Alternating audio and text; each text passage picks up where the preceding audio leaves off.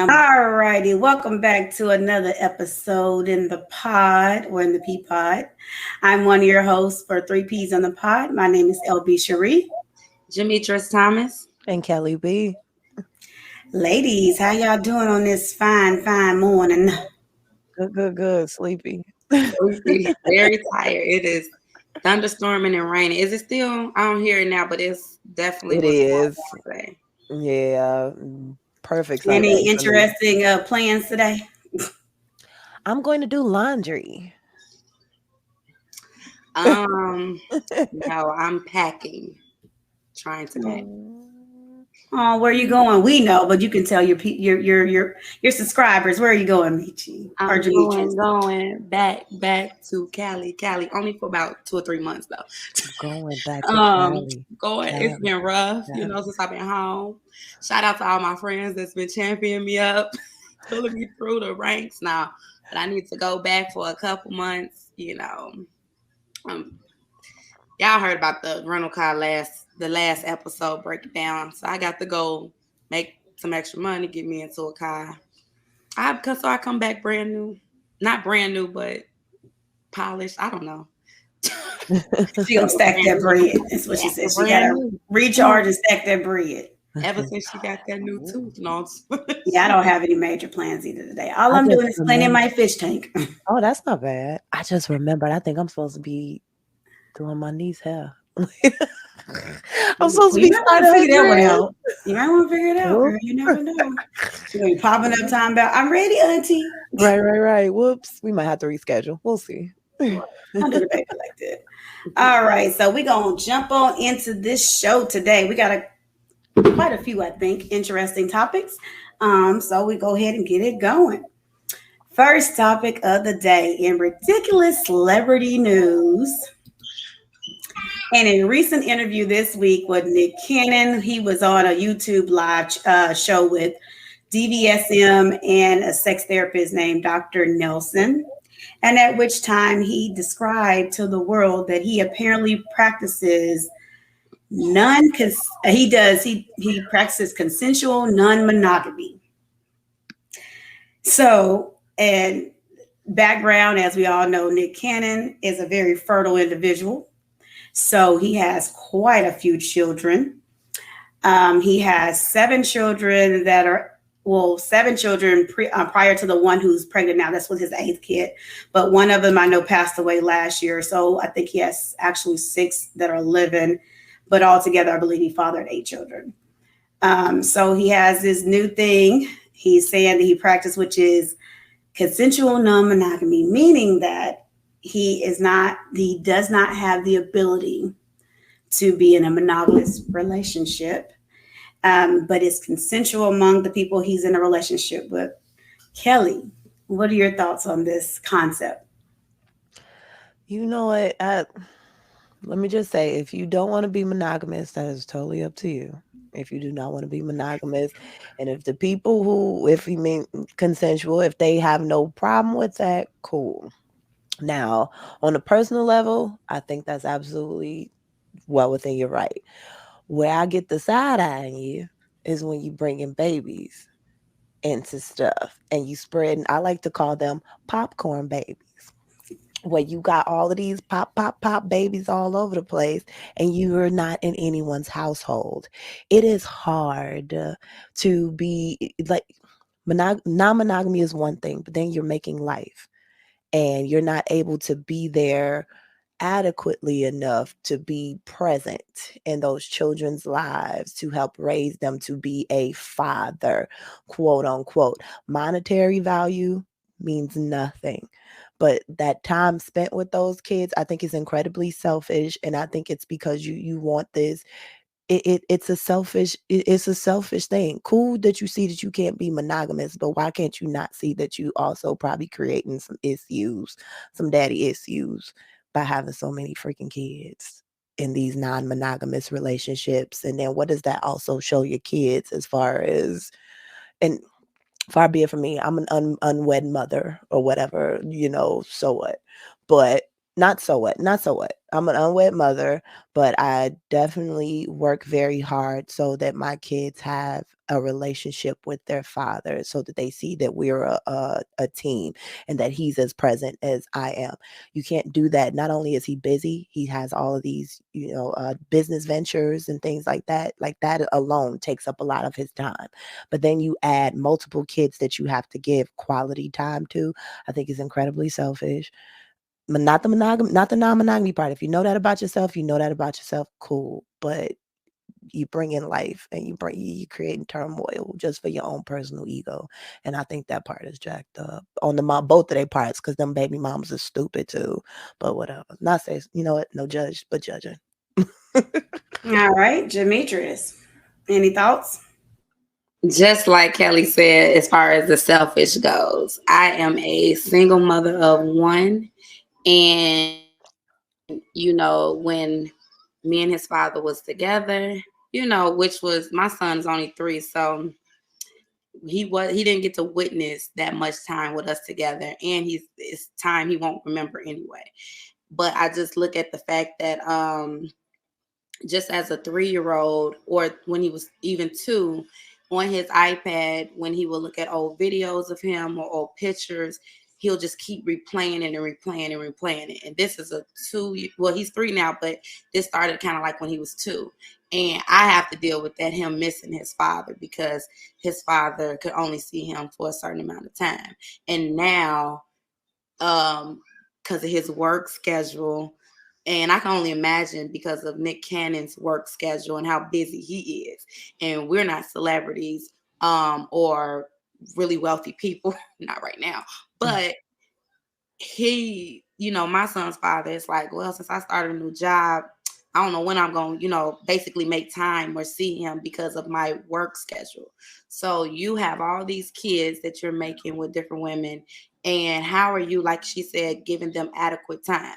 You're not there when the child is obviously going to miss you. It's different when you start in a home or you just have a kid with somebody, but don't go out making a bunch of babies, especially with different women, and you can't provide that time. Do you think the money would suffice? Like, oh, well, because I'm rich, I can just give them money and you know what I mean, and let that be that. I don't know. I don't know his reasoning for having all these kids with different women. And as far as the women goes, it's like really it's for the bag. It's like have a baby by me, baby, be a millionaire. Like you have a baby by somebody wealthy, rich, or whatever the case may be. It's like almost like a dollar sign on your kid's forehead. And given the times we in, can't say I probably wouldn't. I don't know. I'm just saying, but it's just like I don't want to do a disservice to my child. It's already like even in my situation, I have to watch my child miss his father, and then I always wonder how kids cope with when the parent actually does passes away. I'll be wondering like, what is he thinking now? Like, where is his father? Because he doesn't understand that daddy has to work or daddy is choosing work over the time spent, because you're still not going to get the adequate time I give him, but you can do more. But, guys have this excuse where they could check in and check out, pop in and pop out when they want to, and their work, oh, we got to work. Well, if we got to work too, you know what I'm saying? So yeah, I just think it's very selfish. He shouldn't, but who am I? I think The whole situation is actually also interesting. During the interview, he also made the comment that he's practiced monogamy. He's also been a cheater and he's been toxic. And he added that he wanted to be the best self I can possibly be, to be the best father I can possibly be. So in his head, he has this, I guess, belief that being honest with himself, that he has the inability to be monogamous, is it's good for his parenting, because now he can do what makes him feel good so that he can be the best father. Now I think that's a cop out. what a narcissist. Don't get it twisted. when I was reading this, also, I saw that that the therapist was trying to, give him like a pass, almost like, yeah, that is a thing. No, I've never heard of no non-monogamy. There's a like monogamy is a term just because that's what it is.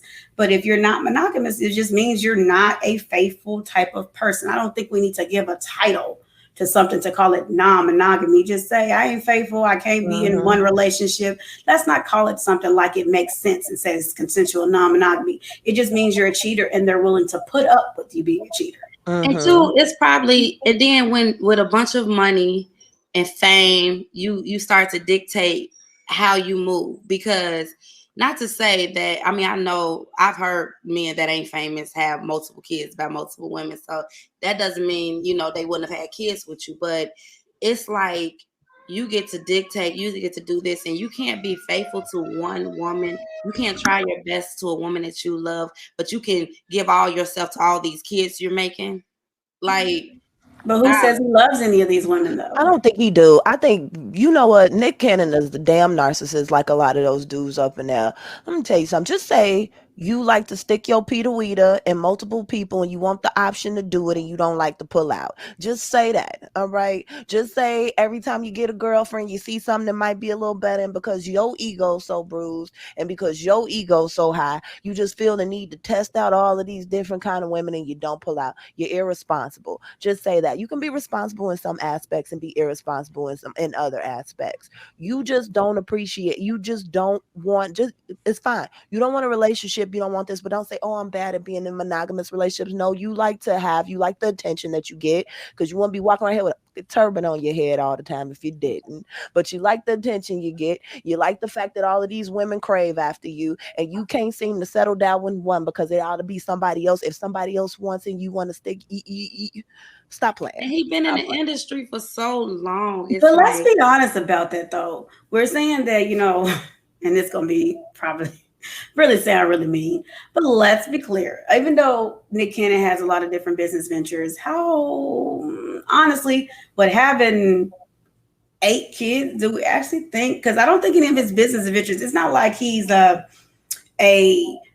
Dr. Dre, 50 Cent type of person where they have these business ventures where you can see it grosses this large amounts of money. Mm-hmm. So I have a hard time believing that if you have 6 living children plus another one on the way, and even when you had the other one that was, before she passed, did you really have enough, like all of this money you think they're going to get from him? Because you're sharing that pot with so many different people. And I'm pretty sure Mariah probably gets majority of that pot because she's not only she has the twins, but not only she had a marriage, so she could probably get more than a typical, sorry, Mariah got more money than Nick Cannon got ever.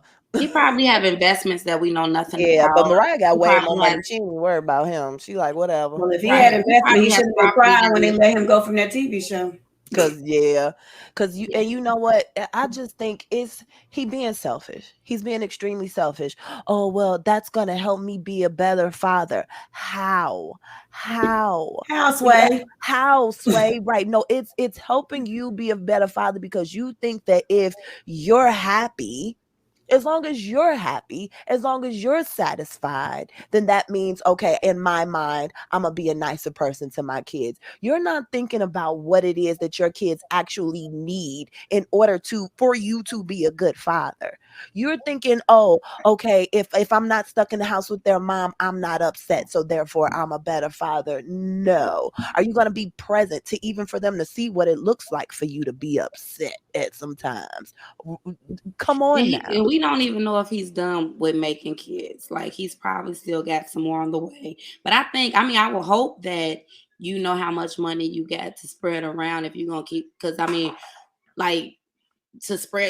to spread the wealth, because that's what you're doing. You know what I mean? You have to, and they only have. But how real is it that he's going to actually be in it and be like, oh yeah, I can make another one because I got this much more left to give. Let me get. No, he's not doing that. He's not pulling out because he likes to feel it. He like all of that because you don't need all that money to be a good father. You don't. Most of them kids, those kids, don't get me wrong, is in the eyes of the baby mama. Think could you put in a little bit in the pot? That'd be great. But as far as the kid is concerned, is my dad around? Can I see him? Do he talk to me? Did I learn some lessons for him? Am I getting that time with him? That's what them kids that's the care about. saddest They part. don't care about all of that stuff at the end of the day. Because if that was the case, if money solved parental issues, all these damn trust fund kids and all these kids around here wouldn't be on all these damn drugs and having all these issues, even though they have, what people would say a great, quote unquote, great life because of they have the money. It's not about that.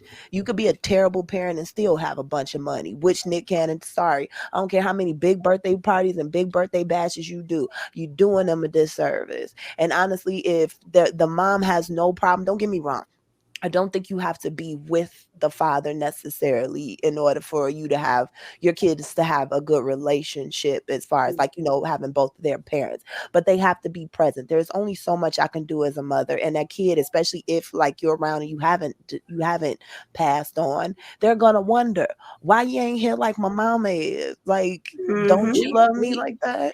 We are products of fatherless, or some of us had our fathers in, but depending on how much time they put Not in, as present. Every other weekend don't make a father. Let me tell you, so my mom, stepdad, who was there all the time. I have a father who I saw every other weekend, and family gatherings and things like that. And then I also had a stepfather. My stepfather is the one that taught me how to change a tire. My stepfather is the one that would pick me up from school, have those talks with me when I was going through stuff, like if I was going through stuff with my mom or things like that. My stepfather was the first person when I went on my first date, gave me $5 and a knife and said, "Here, this is for you to call a cab, and this for you to stab that sucker if he tries something. This for you to call a cab afterwards." That was my stepfather because he was there and he was present in my life. And that's the one, honestly, that I hold. I love my dad, but my stepfather is my dad, my father, because he was actually present. And it wasn't about no money. It wasn't about nothing like that. It's because those memories were there. And that's what the importance is. And I think a lot of fathers are getting that. And I think there are a lot of good present fathers, but you still got these stupid people that be procreating and think, oh, if I buy my baby some Jordans, I'm going to be the best father ever. No. So I think if I can summarize, I think the overall belief or thing in this conversation basically is the fact that using the term a consensual non-monogamy is a cop out for him. Mm-hmm. So I'm not even gonna give him any more of the time for his ridiculousness right now. Turban Tony, we done. Okay. So moving on to other news. The January 6th hearings and sentences. I'm pretty sure that everybody knows that right now the House Select Committee is investigating the riots that happened on January 6th of last year, in which we had some Karens, and what's the male version of the Karen? What did they say, Chad? The Karens and the Chads had temper tantrums because they didn't like the results of the election. And so they decided to storm the Capitol. So now we have the sentencings underway. And I just wanted to bring this up because there is a lady, and I know you guys probably remember her. She was the woman who said she was breaking in because she wanted to shoot Nancy Pelosi in the friggin' head. Y'all remember her? No, wait, wow. She was all over Instagram. She was the one that was apparently called in Nancy Pelosi's office. I think she took some mail from her. And she should have got some time for mail because it is illegal to take people's mail. And threatening a government official, ain't that like? Yeah, so here's the funny thing about it. Do you want to know what her sentence was? I'm about to be mad, ain't I? I don't want to know. Don't tell me. Don't say nothing. It's like because I'm about to go find her. Because you about to be triggered. I'm sorry. I'm gonna tell the people who don't know. Her sentence was 2 months in prison for breaking into a Capitol and saying that she wants to shoot Nancy, threaten her, her freaking brain. She threatened her government. Right. And the irritating thing about the trial, just so y'all hear, they were saying we're assuming she's talking about Nancy Pelosi. Who else is she talking about? So she faced 4 counts related to her role with more than 108, 870 people that were also arrested. So this is going to be into two topics. The first part is the hearings. How do we feel like these hearings, are they really going to make an effect, or what do we think about these They're a hearings? joke. They're a joke. They're a joke. They don't even want to how to. First of all, when did this happen? 2 years ago? How long ago has it been since they did About a it? year and 6 months, something like that. Like, are you kidding me? Are you kidding me? Let me just tell you something. Terrorists out there.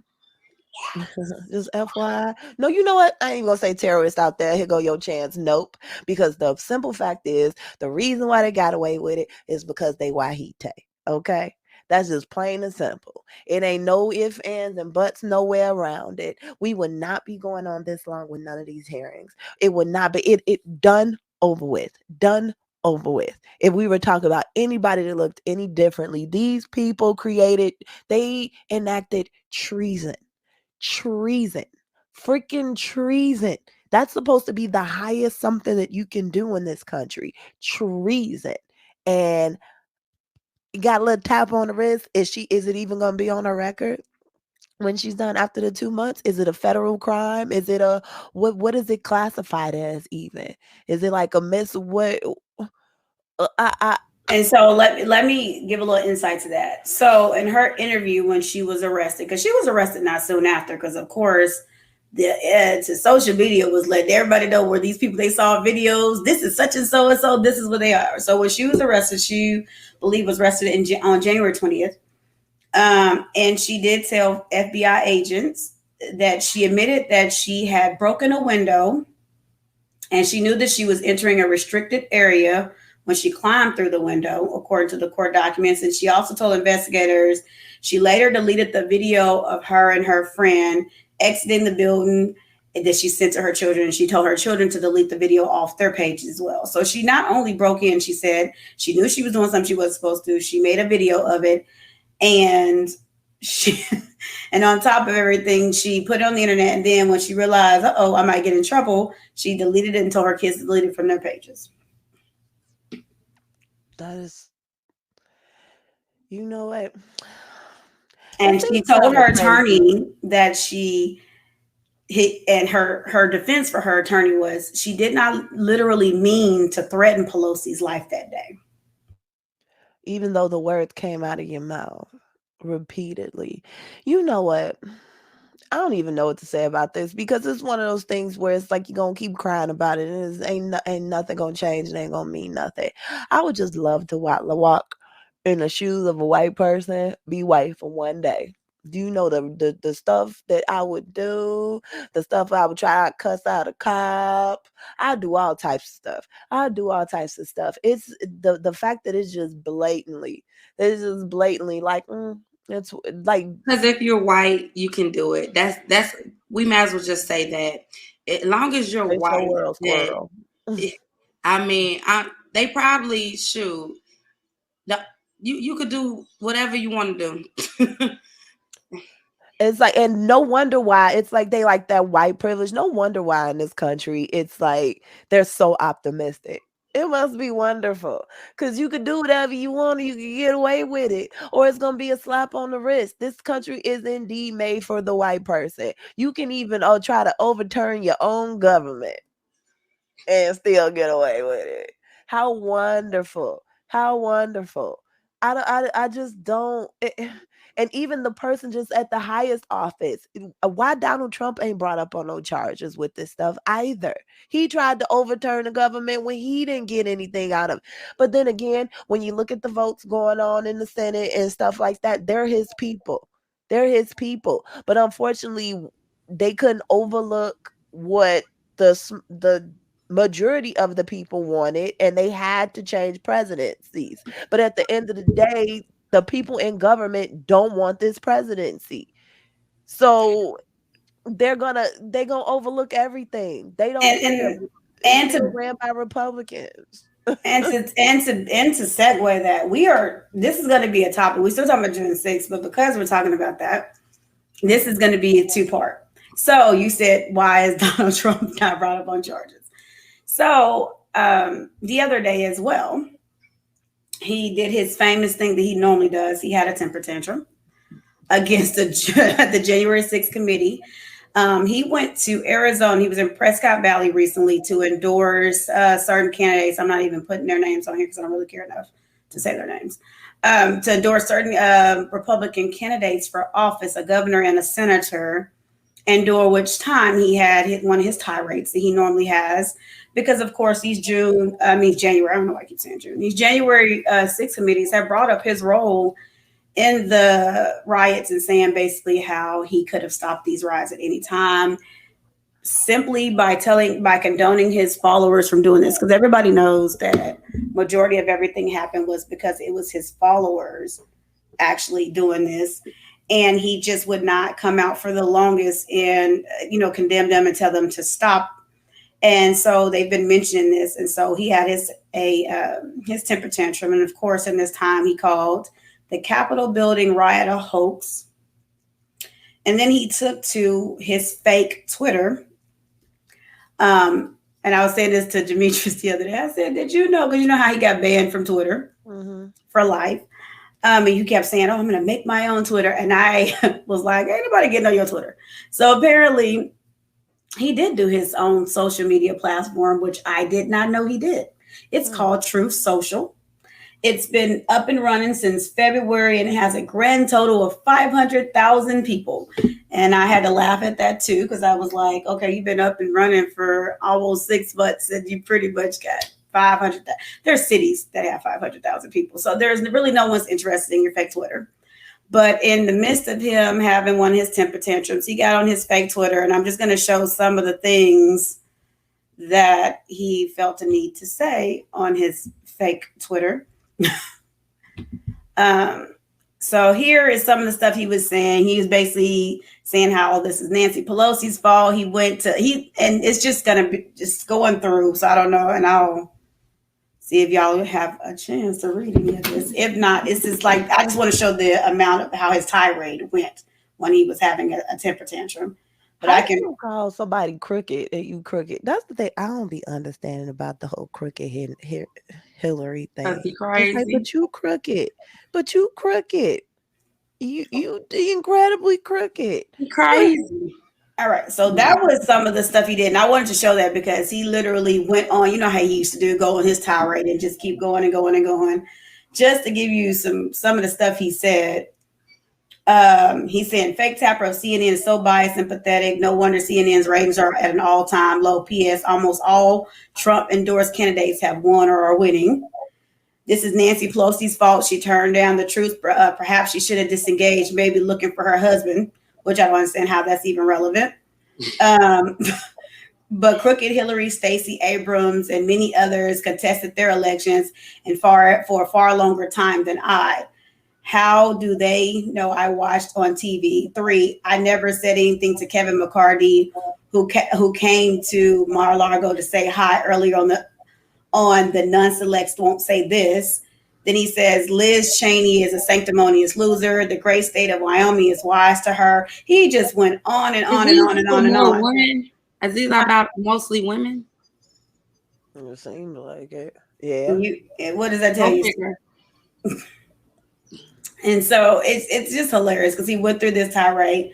We all know he's an idiot. So any thoughts on him and his tirade and just the hearings in general? It's so draining. He's draining. What is his purpose? Why is he here? Like, like it's it's when you hear about different people in different countries and the way they talk about our government system, it's a no wonder that we ain't somebody's planning something because we're open for them to come get us. Like somebody we have no direction. We got all this buffoonery going on. It's like it's like laughable. Like we're laughing stock and it's like we don't even know why these people are here. What is he never had a plan for anything. He think, always ranted. He always talked crazy about people. Made racial comments about people. The man don't have a plan about anything. I mean, for you to be wealthy, I mean, you should have been. You know, the world is ran by money anyway. You should have been putting some money in our pockets or telling us how to. I don't know. They too busy putting it in there. But you know, people who argue that there's people who argue that he put money in their pocket. No, he when didn't. When did he do that? White folks, because he sure ain't give it to me. But it's like they did. It's like that's the thing. It's like they didn't. When he gave that little tax break on people's checks a while back, guess what? They had to pay that back with income tax. So it's like what money? Rich people rely on stupid poor people to stay stupid and poor. And fortunately for them, they usually tend to do that, because as long as you give you a nice little like spiel or something, or you say something, or you tap into that one thing that we both have in common, you'll forget everything else over here. It's a ruse. And a lot of people don't want to believe. People want to hold on true, especially when it comes to racism, especially when it comes to bigotry. That is a big visceral reaction from people. And as long as I could keep tapping into that and tell you that we're the same, you won't look at me robbing you over here. It's that simple. And as far as like, it's probably people planning stuff. Oh, people planning stuff. People definitely planning stuff for us. But it's not, I don't think it's what people think. The reason these people in our government are not the good guys for us. All of them, when they tapping into all of that stuff overseas and all of that stuff, those wars and stuff going on overseas, you think we ain't got nothing to do with that? If it's some money to be had, the U.S. is in there. We ain't the good guys. We ain't the people that come along and we take over and it's for the greater good. We own a person that can make us the more profit. I ain't even gonna say us, make them our upper elite or whatever people. They're profiting off of this stuff that's going on in the world. It don't matter. It ain't about it's not about this whole banner of the United States. We are one. We are America. It ain't about that. And I just want people just to wake up. People don't care. Your government don't care about you. They profiting off of you just as much as they are all this other stuff that they got they hands in these business ventures. They don't care. As long as you stay working, as long as you stay making the money, as long as they feed you whatever, they don't care about you. And the minute people start waking up and start doing, realizing what they're doing, then that's when they throw you a little bone and say, no, we're not doing what you think you're doing. We're doing, here's a little something for you. See, we're the good guys. See, we like you. And they still continue to rob you.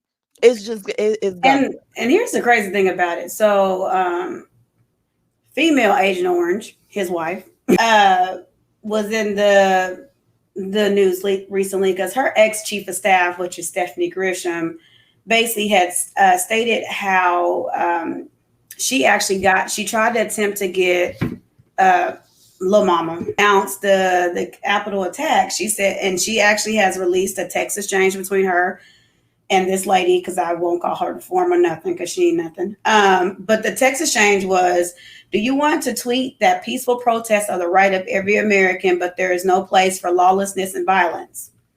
And her response to that text was no. And so they were saying basically after this, she didn't actually do a response to the Capitol riot for another 5 days. Now she's coming out and saying that she didn't do it because she was not aware of the violence unfolding at the Capitol on January 6th, because she's claiming that she had other important things that required her attention, which was remodeling the White House. So wait, she wasn't aware of the goings on at the White House, but she was concentrating on decorating the White House. Ooh. According to her, she was organizing a photo shoot of the renovations at the White House at the time, but didn't hear the shit stuff going on in the background. And that's why, but this is, I had to say this to the effect of, you were saying how what Demetrius said, what is his purpose? Because like he had neither one of them have one. she from jump plagiarized the whole speech. That was hilarious. And she hasn't shown 1 ounce of dignity to me. She hasn't shown education. She just doesn't seem like I don't the even know elevator if don't. this woman even exists. Like when I be forgetting too. everybody else like was there, like Michelle Obama and everything like that. It's like you knew their presence. You heard them. You understood them. They were, they were like, this is what we're gonna do. This is what they stood by them. Other than that plagiarized speech, because I can't. What has she said or done either? She plotting against us because ain't she Russian? I don't think she's Russian. I don't know where One of she them is. zip places. Like, Let me look up. But it's so funny because What's her like name? you're right though, because when you think about like Obama, you knew Michelle was out here doing campaigning for the stuff she wanted to do. You knew that people knew of Hillary. Hillary was out here working in the background for Clinton. Even George W., who we didn't even really like at the time. I knew Laura Bush was out there doing stuff too, but it's just like I I couldn't name an initiative that she did when she supposedly when there was that dude named 45 living at 1600. I don't really remember any initiative that she did. That just tells me she just you know what? I'm done with the conversation. If y'all got anything to say. She's she just, Melania. Did you just have to Google her? Yugoslavia. She's from Yugoslavia, Novo Mesto. What from about 3 different places. I mean, say Novo Mesto, SR, Slovenia. it isn't changed names over the years. Yugoslavia. Yeah, it's changed names over the years. Yeah, so I'm not even going to give them my time right now. I'm I'm so sorry. sick of them. I'm so sick of them. Sometimes it's just like I want to go home. I don't know. I don't know. You know what? I would say it's a sad state of things, but like I said, It's been the state of things. don't nothing shock me no more about the things that humans do and the things that people take on and the things that people buy and the things that people ignore. Nothing shocks me anymore.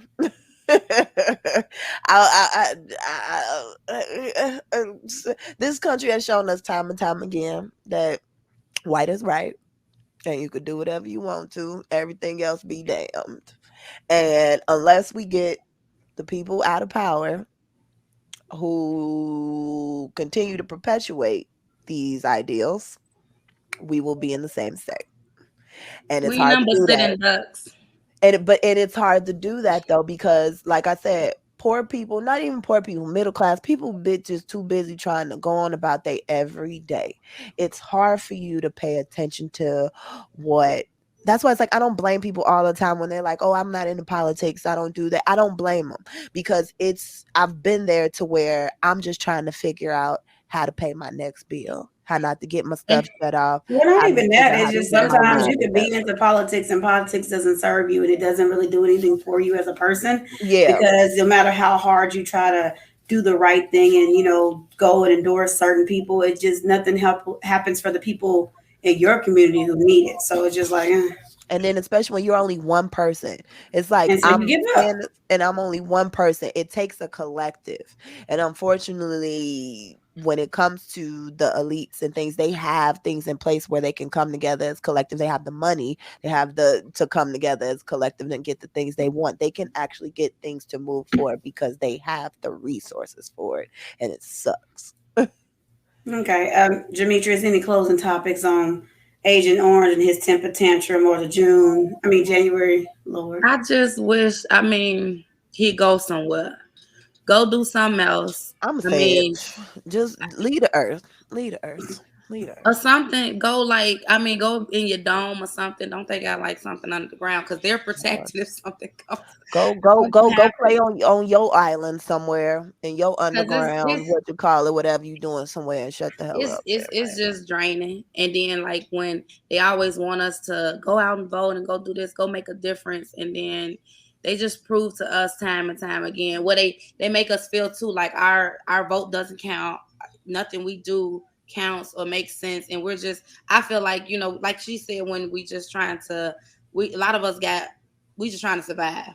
You know what I mean? And here they is making a mockery and playing around with our lives because they got money and power, and something come, he gonna be in a dome somewhere while we all getting blown up somewhere. So I think our whole system needs to be revamped. Our entire system. The fact that a lot of times when they have certain policies, they hide policies within policies. Oh yeah, we'll give you guys a little bit of extra money in this department, but in the meantime, we get to get this much money to the NRA. This much money gets to go here. This money gets to go in our pocket. This and that. But no. But if you want this voted on, it's attached to this other stuff.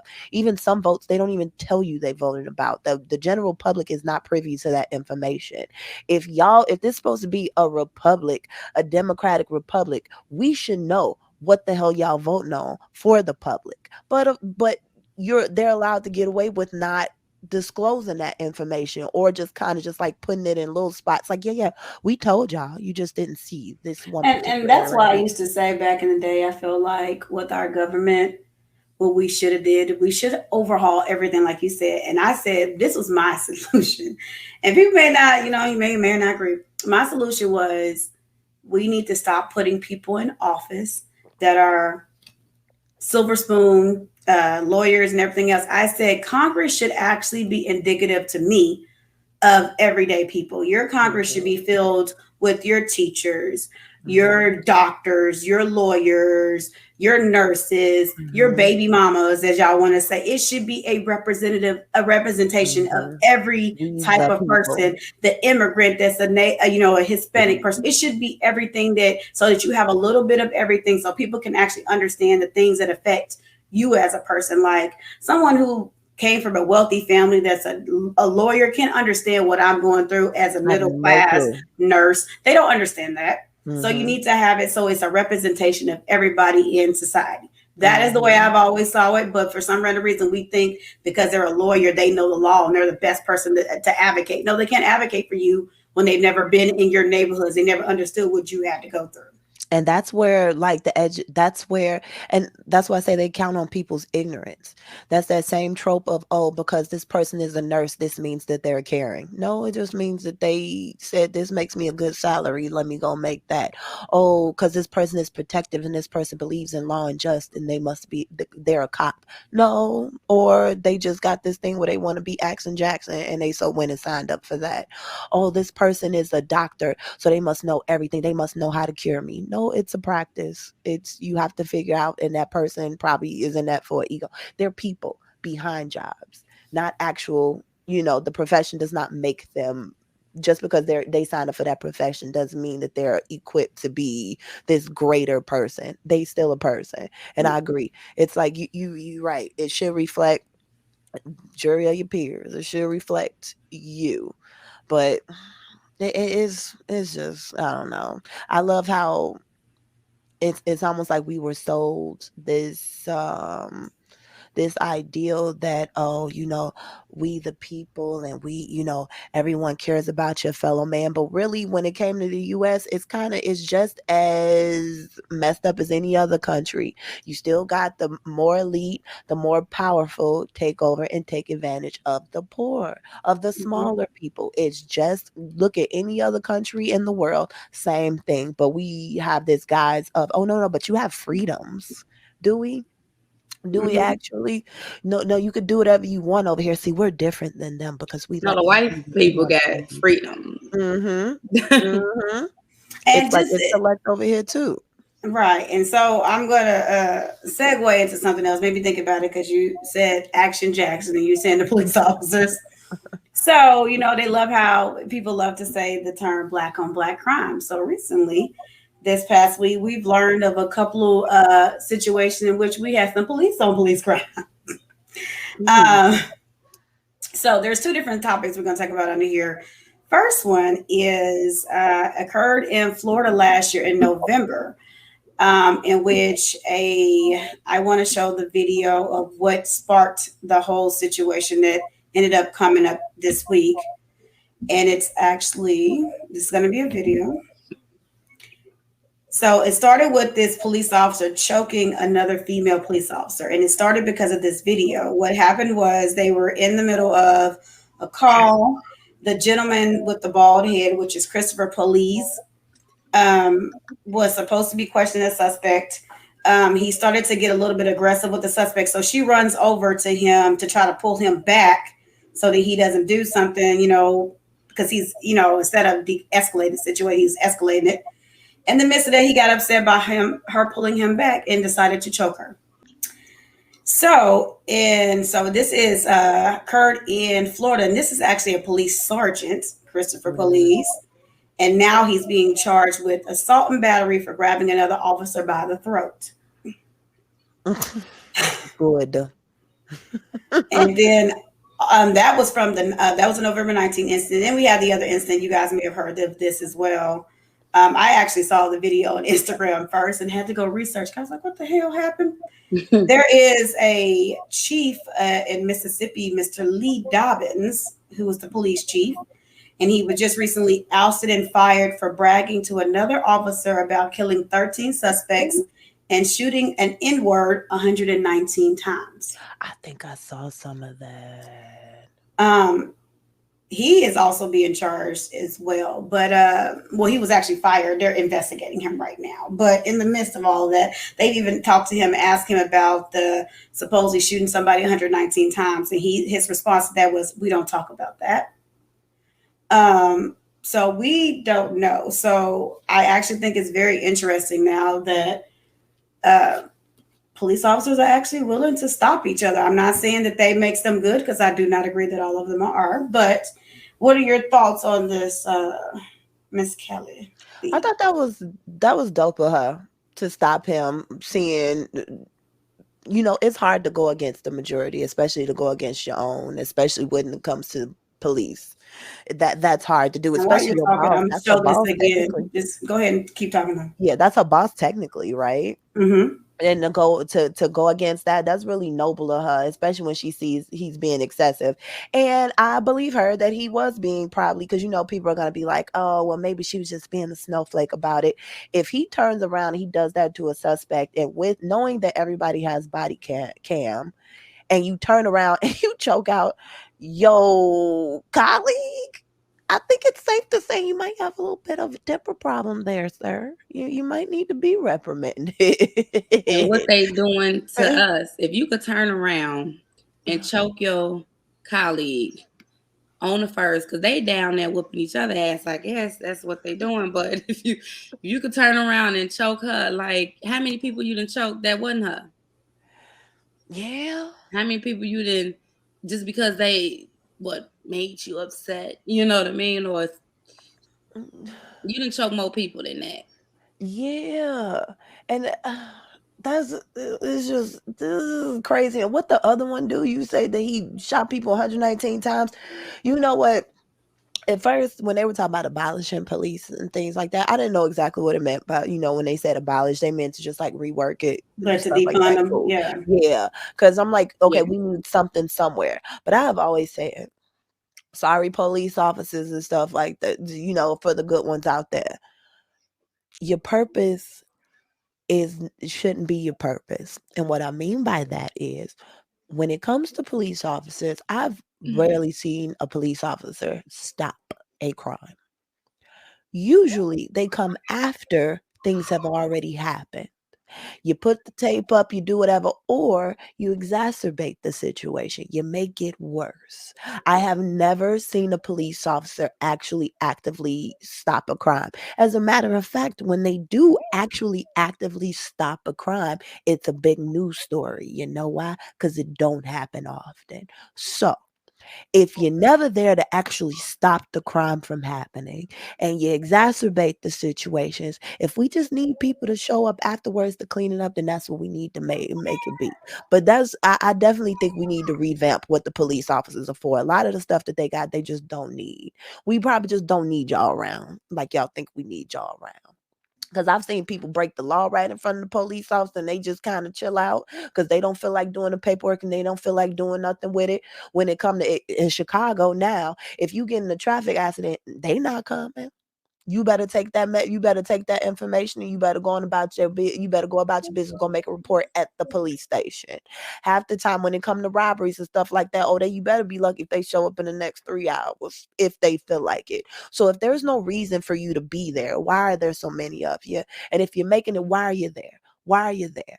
But shout out to a girl. I'm ranting. Shout out to the girl who did that. I just think that they just unnecessary a lot of the times. I'm sorry. I just don't know and just to put this out there, the police chief in Mississippi that was ousted, it was through a video recording or a sound recording, which I actually heard, which he very blatantly says the things that they say about him. And one of his things he said in there was, when he said he shot the N-word 119 times, okay, I saved 67 kids in the school. The rest of my department, they faded out. They got scared, but I went hard, bro. I chased this MFer across the field.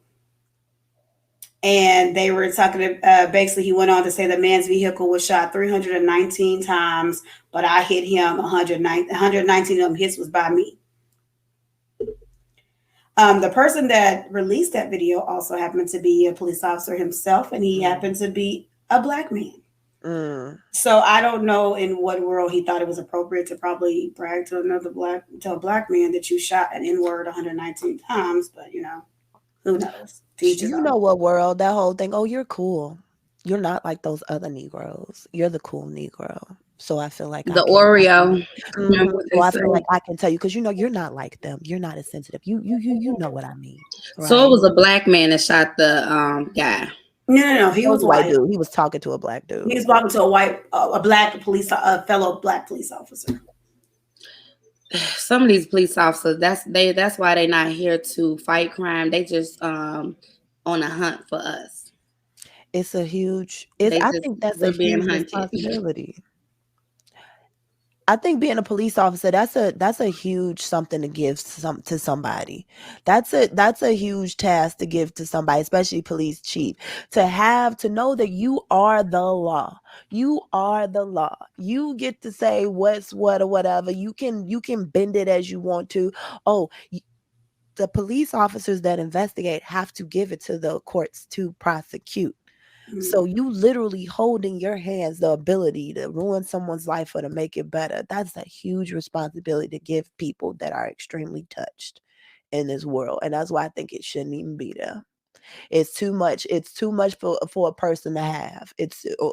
Or it should be vetted enough. I don't even know how you vet it though. I don't even know how you vet these people out, because you could tell somebody any type of story to get a job. And it's like, unless I don't know, unless you just incredibly stupid to slip up right then and there, and that person who's interviewing you is aware of that slip up, how do you vet that? It takes work that I don't think a lot of times we do, because police officers have there's a large I believe there's a police shortage, and so at this time you'll go through certain cities and there's signs up saying hiring, but if you're not vetting them and you're just hiring people because we need people, just like when, other fields had shortages and they end up with a whole bunch of people in those fields who shouldn't have been there, but they were like, hey, they got a shortage. I need money, so let me apply. So it's not the best process right now to get police officers. That should be a whole set of psychological, just like, when people join the FBI, there's a set of psychological evaluations and everything that you go through to make sure that you're even fit for that duty, other than just doing a fitness test and I applied, so now I can do it and I meet the minimum requirements. I'm sure with the FBI, they done dipped into a bunch of people's like history, medical. They do. I went to apply for it at one point in time, and I was like, Lord Jesus. They probably been watching them. Like never mind.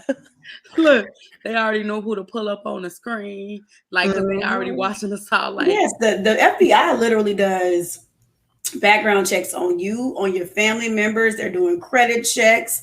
They're asking you to explain anything that they feel like is an irregularity on your credit. Like, they are literally intense. You're doing a polygraph. They do a polygraph test. They do a lot, along with whereas the regular police, it's a fitness test. Do you have a high school diploma? Pretty much. And I think maybe like 1 year of college, and then you can do it. And see, it should be just as being a police officer, it should be just as extensive of research as being an FBI, as being you are dealing with people every single day. You hold a lethal weapon in your hand to whether you can take someone's life or you could stop. Like this is a serious something. You are around children all the time. You are around, you have a great responsibility. It should be taken just as seriously as the FBI, who basically just investigate and sit in the office all day. It should be just taken just as seriously as Homeland Security, who do reports all day too. Let me stop. I don't know what Homeland Security and FBI do, not to, downgrade nobody's stuff. Okay. But I'm just saying it should be taken just as seriously. That's what people be like, I'm FBI. We're right behind you. No. Sorry. Okay. I mean, so Demetrius, any viewpoints? Because you kind of ain't really, you've been a little silent on it. Come on, girl, give it to us. Well, shoot. Well, Juice hit his ad trying to hit me, so it's like a bit chaotic around here, even though it don't look like it. But no, I just think I'm glad the woman did what she did, because I'm glad we can see what's happening. Get him off the force. Get him off the force, because that because to choke somebody, haul off and choke. We talk about a slap in the face from Will, right? And here you got the police force. Where's the outrage with that? Everybody, I'm so disgusted with Will, which, not saying what he did was right, but it's like, it's just the amount of outrage. You got somebody that's supposed to be protecting us, and he turns off and choked the hell out of his colleague. And I think there's outrage. The problem is this video stayed buried since November. They just now released the footage, and on top of them just releasing the footage, they haven't even released the audio. So they won't give us audio. While he was choking the lady, what was going on? Where was the criminal? What was there?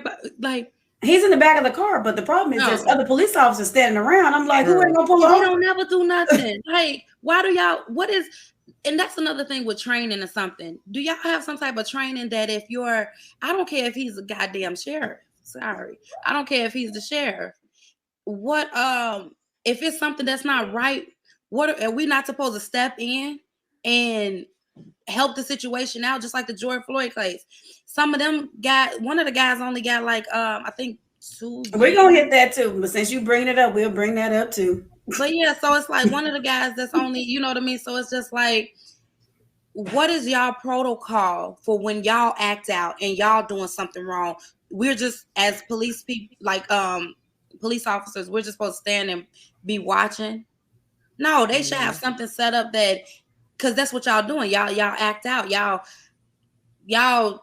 not only shooting people and killing them, now you're turning against your own. And we just on looking, and it should be something set up. Like, if they act out of hand, y'all need to jump in and like get it in order.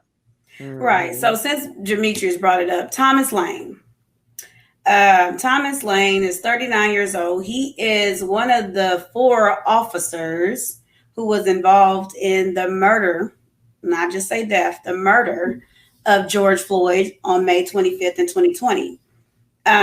So just think, so everybody can see which one is which, and everybody know who's who. I will put this up here. Everybody remember George Floyd, the gentleman in Minneapolis that was held down for over 9 minutes by police officers. There were 4. The Lane is the one in the middle. So Lane just recently received his sentence in federal court regarding his participation in the murder of George Floyd. He was sentenced to 2.5 years in federal court. His defense throughout that time was that he was the veteran. He was not the veteran. He was more the rookie. He was more of a rookie than the other 3. And he's saying that he was just following the order of his most senior officer, which was Derek Chauvin. And so he saying his defense is that he didn't actually per se apply the pressure. He's saying that Chauvin was on his back. Chauvin knelt on his back. I don't know about his name. was kneeling on on his legs, no, on part of his back too, and then Lane is saying he was on the legs while Tao was the one keeping the bystanders away. So his defense during the trial was that I was following the orders of my most senior officer and I trusted his advice. I would trust that a 19-year-old veteran could figure it out.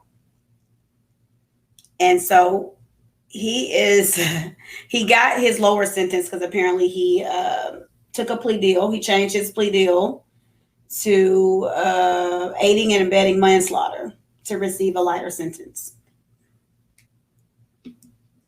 Demetrius, go ahead. So your face. all the bystanders around could see that there was a problem, could know that the man was losing his life, could hear him crying out for his mother, could say that I couldn't breathe. And you said it against your moral compass, against your moral judgment, against your own just being. You say, I'm relying on my senior to figure it out, meaning I know this man is losing his life. He's gasping for air. He's in pain. And what would have happened if he just went over there and said, no, get up off of him. We're going to do this how we supposed to do this. Because ain't no way in y'all book that it was that's part of y'all what y'all supposed to do. Especially after the man has been down, he's handcuffed, or after you handcuff him or whatever like that.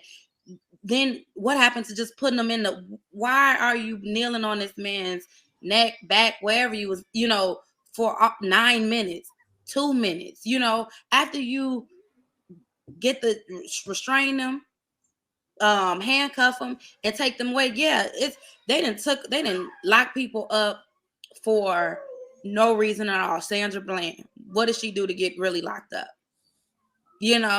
So you could have took him to the holding cell and figured out it from there. But yet you watch why your senior officer, take a life, and you said, "Well, I'm a rookie," but you're a human. Everybody around you, the crowd is, please get off him. He said he can't breathe. You could tell he's gasping for air. When you start to see the man faint, lose conscious, you still no, because you wanted it to happen too. Because people that wouldn't stand by and allow that to happen. You go against the police force, so what, they're gonna take your job away because you told him to get off of his neck? And it should be noted also part of Mr. Thomas Lane's defense was also that he helped to administer CPR when EMS arrived. So he's saying that he did try to help. Oh, when they arrived. So what'd you do? Prop his head up? So what, you waited till they got there when you could have intervened at any point of those 9 minutes, even before they got there? You could have. Are they not to administer CPR, police? Is it? I mean, because we never really see them. We've watched police officers all first responders, which include police officers. I was about to say anybody who's CPR trained. They're trained for CPR. They have CPR certification. I thought so. So this man's crime, if he allegedly, if you believe that he committed this crime, it was worth his life. That's what I was thinking. I was like, sir, okay, you following your superiors, you're a rookie. If you got detained by the police officer, do you think that was just with the amount of force for said crime? What did they say? Like it was a fake bill or something they think he did? So you have to body slam somebody on the ground and sit on their neck because you think they committing fraud? And then when you hear you could just show how evil people are. I'm hearing begging, pleading, please, I can't breathe. He didn't say, let me go. I mean, like, let me leave so I can leave the scene. He's just asking for y'all to release some pressure off of him. He already cuffed. Exactly. I just want to breathe. And that does nothing in your heart, because it just shows what type of human being you are. Nothing in your heart said, okay, let's let him breathe. And none of us, we're not police officers, and we know that. So you're a rookie, and you can't gauge that just as a person. Like, maybe that's a lot. because it tells about Right, the and person. you can say a person is a rookie on the force, blah blah blah. But see, I think for me, like when you're saying you're not a police officer, I think about the fact you're saying you're a rookie, but you're 39. So you're 39, so you know what's right and what's wrong. You know when a person can't breathe, you make it so they can breathe. That's not a special knowledge or a special skill that you have to have. It's just Right. like even if you're doing anything, like even let's saying you're play fighting and you actually hold somebody to it, oh, you're holding me to, oh, let me ease up the pressure. So it's not a situation of knowing CPR, even though he's saying he helped to administer the CPR when EMS came. The bigger conversation to me is the fact that you know better, you know right from wrong at 39. You're grown. Like I knew right from wrong when I was like 8. So you taught right from wrong. So regardless if you're saying you were a rookie, you're still 39. You should have known right from wrong before you even made it to the force. So if you know right from wrong, you know if a person's saying I can't breathe, hey, can you just ease up a little bit of pressure on him? He's saying he can't breathe. I mean, I don't know if he can breathe or not, but just Just in case. just in case, can you just ease up off him a little bit? Did Yeah. you see his face, the Derek Chauvin? How he just Put his hand in his pockets. yeah, just Casual, mean, like almost like mounting your prey. Like when you take a picture when you poach an animal or something like that. Like that's what he looked like to me. Like, yeah, proud. Like, look, take a picture, y'all. you wasn't Like even type of mess. y'all already had him handcuffed. What were you doing other than killing him? What was I would love for them to ask him, like, what was going through your mind while you was just kneeling down on him, and you was just with your hands in your pocket just doing it until he couldn't breathe no more. Well, let him tell it. He was just swearing up and down. He was resisting arrest, and he was doing what he was told to do, and he could talk. And if he was talking, he couldn't have been not being able to breathe. And it's worth saying he got the sentence he definitely deserved. Not only were you sentenced to 22 and a half years in prison for the second degree unintentional murder, third degree murder, and second degree manslaughter. But also, earlier this month, he also was sentenced to an additional 21 years on a separate federal civic case for the killing of George Floyd, plus his involvement in the case of another Black teenager. So altogether, this man has over 40 years. See, he got exactly what he deserved. But you Thomas can't. Lane dude. No, this is Chauvin. Chavez. So, Okay. so, Good. Well, so my thing is, it's almost like it was kind of like, oh, well, we gave you Chauvin, we gave you 43 and a half years for him, so everybody else may get lighter sentences. That's my fear of what's going to happen, but I feel like that's what's going to happen. He got so much time for that one person that everybody else will get. Yeah. I mean, 2 years for somebody to be in, that's gonna go by like that. And no, that's and he's probably gonna get time served. Now, I do think that he has one more trial coming, though. I think it's in September. Okay, yeah. Lane faces separate sentencing in court on September 21st for something else. So this was one of the charges he had. So that was 2.5 years. So I'm gonna hope that when he go back to court in 2 months, they give him more than 2.5. But I know the other two haven't even been sentenced yet because they have yet to plea. Their plea has always been not guilty. Because I think if anything, and don't get me wrong, I think all of them culpable to a certain extent. I was like, if anybody should claim a not known, it should be the dude that was doing the crowd work because the back was to him. If anybody was to claim that, it definitely ain't you because you was in the mix. You was on you remember you said you was on the legs, right? So you the legs, you was there. You just saw like it all go down. So no, you was touched. I wonder if we would be risking our lives if we intervene as civilians. But like if we just went over there and like everybody, y'all gonna shoot us all if we just got that's true. One for the but it was when you see it, it was almost like people tried. I remember the little girl that was like I think she was an off-duty paramedic or like a EMS worker, and she kept saying, you can see he can't breathe. You're on his, like she kept trying to walk up, and that's when the dude kept like, back up. And so those hits, They don't, man, I'm telling you, I get so irritated. And that's why it's like, police officer is cool, but when they in that, some of them jokers, when they in that uniform and when they in that head space, it's like one of those, like they get this ego about them where they don't hear They definitely got the nothing. ego. You can't. Man. That's like And with that's the why it Sandra cracked me up Bland how case. you say Because what? what she didn't do what he wanted him, like, you know, and he pulled her out the car just because of the way she was talking, or the fact that she didn't put the cigarette out, or if it was Man. just a routine, a traffic stop. Why can't you just give me? I mean, I've said that to a police officer because I moved back home driving I feel like it was the car that was getting stopped, because ever since I've been out of that car, I have not been stopped. In that Lincoln that I was in, you can see the speed, because they're everything reflects on the window, and I know I wasn't speeding, put it like that, and it was like I was getting stopped like 3 days in a row, and one time it was by the same officer, and he didn't even give me a ticket because it's like, you just gave me one yesterday.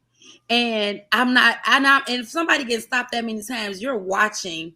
I'm like, no, because I don't be getting stopped for speeding. But it was like, when you stop me, it was like, sometimes they ask, well, do you know why we stopped you? Sometimes if I am committing, you know what I mean, said offense, yeah, I know why.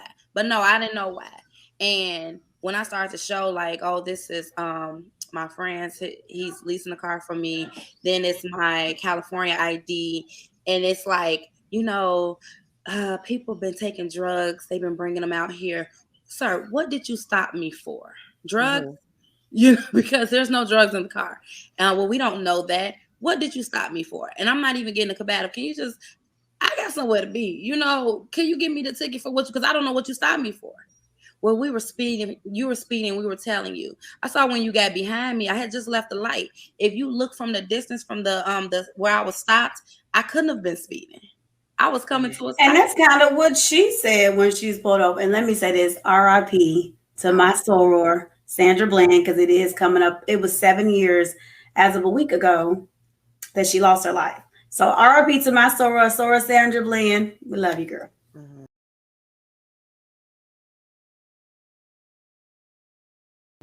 That's crazy. But it's crazy. And that's kind of what she was like. What is you really pulling me over? And it's sad that just asking a question could have been the way that your life could have ended. That's the sad part.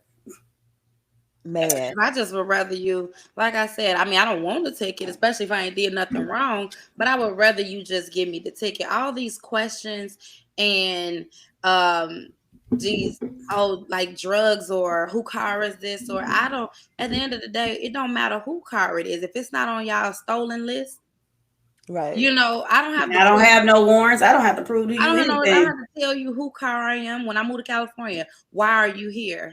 Why? Is it your business? But why do I have to tell you that? While I'm here, right? None of your fucking business. It's people that drive across white folks and hippies and those big old vans or whatever they drive.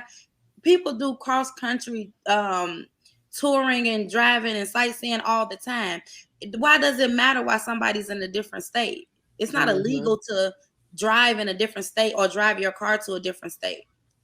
There's no legality to that. So it's like, why do I have to tell you why I'm here? Why did I get the ticket?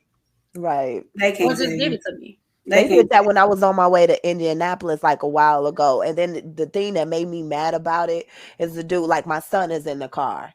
Well, does he have an ID? No, he don't have an ID because he only 14. Why you worried about him? He doesn't need an ID. He don't need an ID. I'm his mother. What you need? I'm driving. So what's the point? And he in the back seat. What you worried about him for?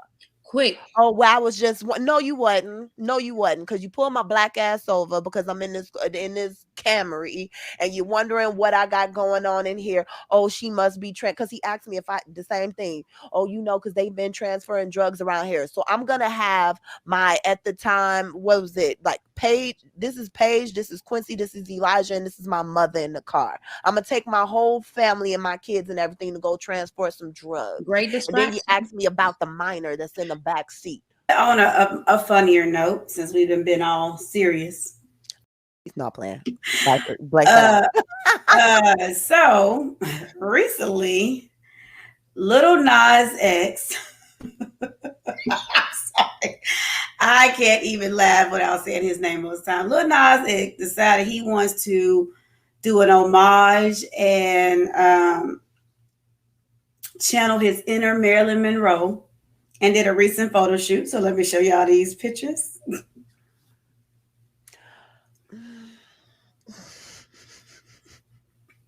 Yikes. Oh, there's more. That's not. No, whatever. More like There is one more. There. I just want y'all to see the picture. I'm making it so y'all can really literally see them.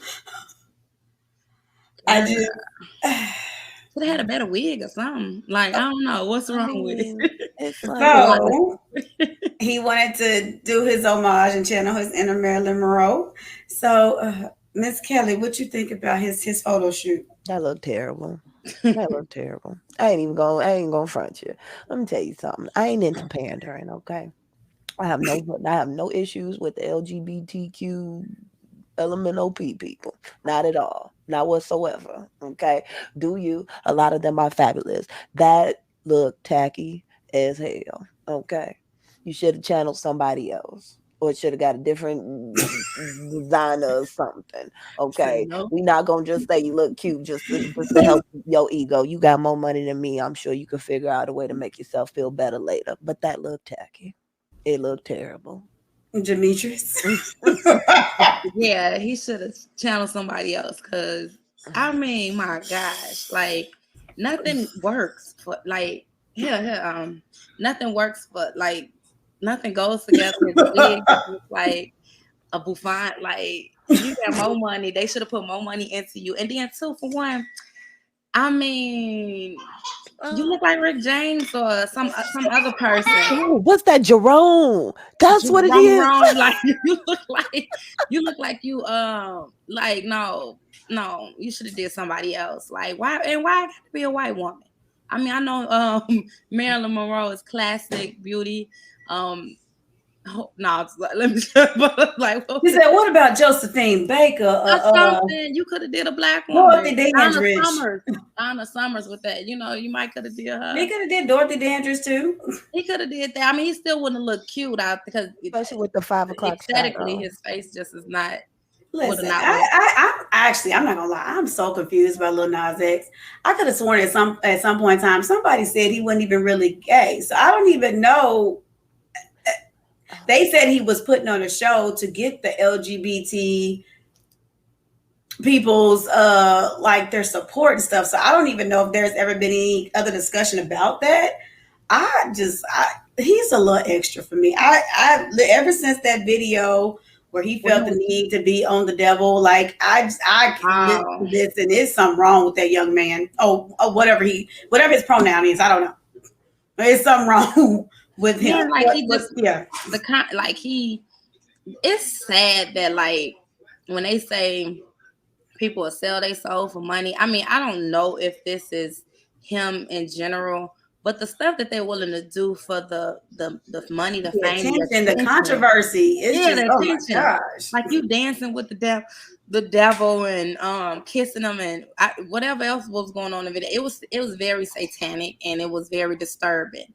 And then when he put the belly on him, like one minute he had breasts and then one minute he had a belly made on him like he was pregnant. Like you just doing stuff like he's giving birth to his new record girl. And he just looks sick. Like that's why I said, we may be listening to a lot of people, but man, the mental behind it all, the sickness, the mental disorder, And then they got bodies under their window. This just like people that I was just saying like serial killers and stuff, like people that go to work with people every day think they're insane, but they got bodies buried under their window and they sleep fine at night. I mean, correlation to music, but I'm just saying when I think of people and their mental disorders, I just wonder what else is going on in the homes. And we don't promoting know. a lot of mental disorders. We really are, because we so scared to hurt people's feelings, and we so into trying to make people, validate people so much that we just like invalidating the reality of the situation. And that's a lot of these people are touched. They touched. Don't get me wrong. I love artistic expression. I love like horror. I love crazy expression. I absolutely do. But he just looked terrible. The thing is, I am all about, artistic free speech, as you're saying. Mm-hmm. He's just too much It's for not a me. good look, He's too much for me. That was an ugly dress. Marilyn Monroe dress was way cuter than that. Number one, you done gave yourself this little collar. I don't know what that atrocity was. Did not like it, and I just feel like them. Even I don't know if you ladies saw the shoes. The shoes were a hot mess. The shoes were just ugly. They were like these. I didn't even see the shoes. Put that Let me pull this back up. It was like them Spice Girl chunky with. Yeah. What is this? What? It looked terrible. He just looks terrible. And I don't even know. Oh God, it just was so many things, fashion faux pas wise, that I didn't even know. Like, I know he was trying to channel, but I don't even see Marilyn Monroe. I see Joanna Man or Wanda. Exactly. And let me tell you something. And not to say Wanda, that's what it looked like. That's must be Wanda. And it's not even that, like, gay men can't pull off stuff like that. Like, what's that one dude, Billy Porter? He has pulled off many a look that looks that that's it doesn't matter. Man wearing a dress. Pulls off looks every time he stepped outside the house, honey. This ain't it, Nas. It can be done, a bunch of gay just not by you in that costume. Y'all have watched pull off looks, but they know what they looks they going for. Everybody can't. That's just like even with black women. Everybody can't rock a certain hair color. Everybody can't rock everything. Skin tone. We ain't gonna lie. Some things don't work good with everybody's skin tone. Maybe that's why he didn't put on the blonde wig, because he's like, I'm right. You tried to put on.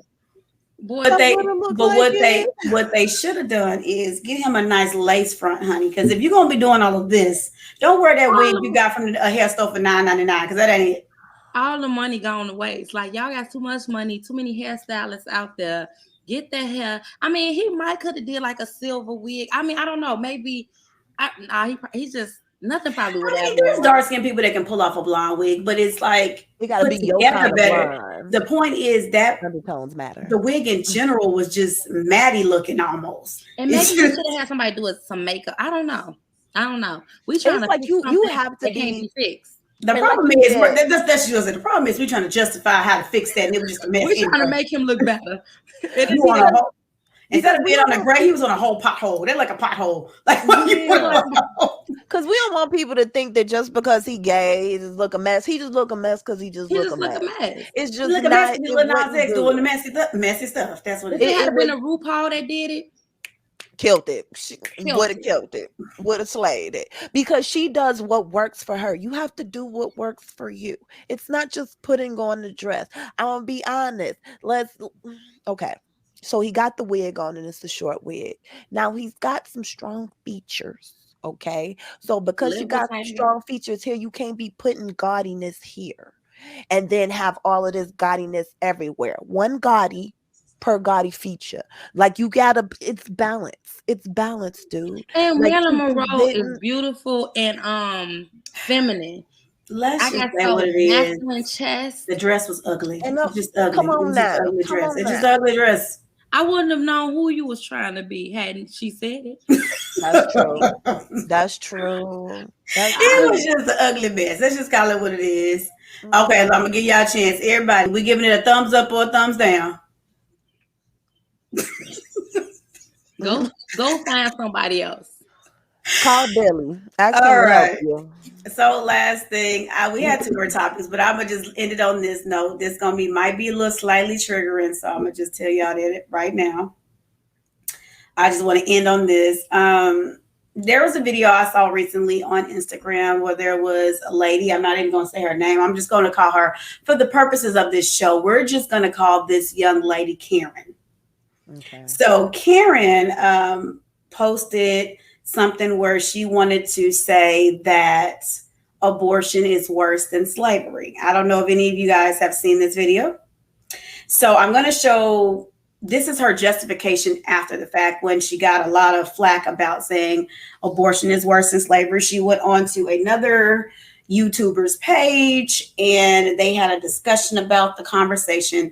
The first part of this video I'm going to put up is because it's the young man. What I mean by this. So who's having a conversation about this as well. And I have a problem with it because I want you to hear what he says first. Especially when you think about it like this, I got a lot of pushback when I said something like, why are women who are getting raped getting abortions? Isn't that killing the number one piece of evidence they have against their rapist? Right? I mean, when you think about it, I mean, obviously there can be rape kits done.